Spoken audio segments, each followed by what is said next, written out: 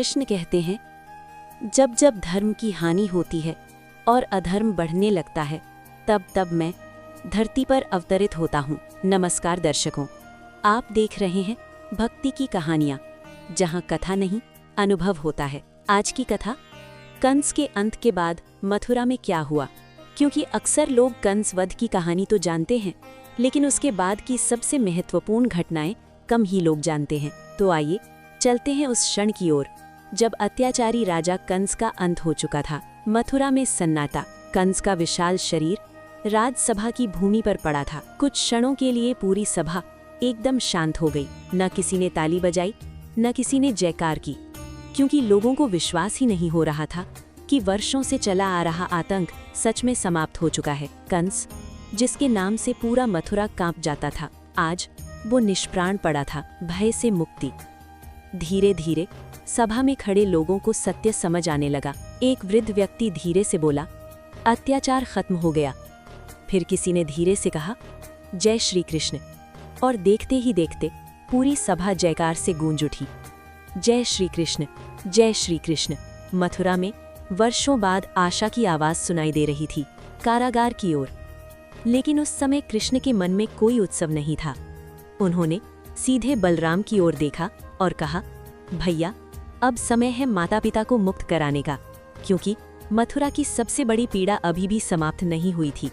वो थी देवकी और वसुदेव की कैद, कारागार का दृश्य। कृष्ण धीरे धीरे मथुरा के कारागार की ओर बढ़े। वो वही स्थान था जहां वर्षों पहले उनका जन्म हुआ था। भारी लोहे के द्वार, अंधेरा और भीतर दो वृद्ध व्यक्ति, देवकी और वसुदेव, जिन्होंने वर्षों तक अपने बच्चों को कंस के हाथों मरते देखा था। माता पिता से मिलन। जब कारागार का द्वार खुला तो देवकी और वसुदेव आश्चर्य से बाहर देखने लगे, और फिर उन्होंने देखा कि एक तेजस्वी युवक उनकी ओर बढ़ रहा था। वो कोई साधारण युवक नहीं था, वो था उनका पुत्र। देवकी की आंखों से आंसू बहने लगे। वसुदेव कुछ क्षण तक निशब्द खड़े रहे। फिर उन्होंने कहा, क्या तुम वही हो जिसे हम जन्म के तुरंत बाद गोकुल भेज आए थे? कृष्ण धीरे से मुस्कुराए और झुककर अपने माता पिता के चरण स्पर्श किए। उन्होंने कहा, मैं पहले आपका पुत्र हूँ, फिर भगवान। उग्रसेन का राज्याभिषेक। कंस के अंत के बाद मथुरा को एक नए राजा की आवश्यकता थी।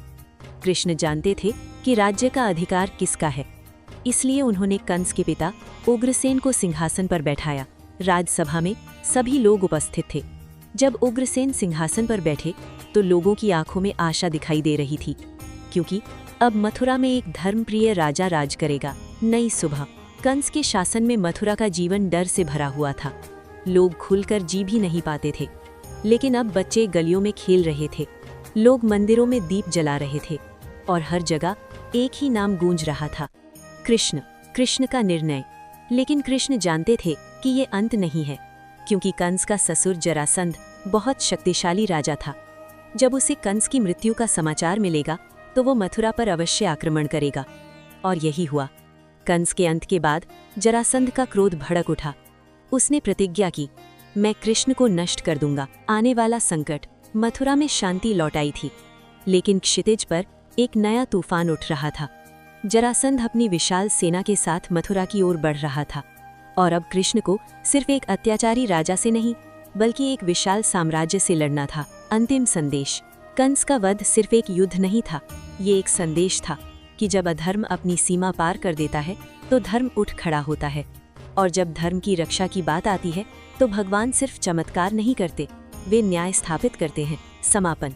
अब गोकुल का बालक मथुरा का रक्षक बन चुका है, लेकिन आगे की कहानी और भी रोमांचक है, क्योंकि अब शुरू होने वाला है जरासंध और कृष्ण का महान संघर्ष।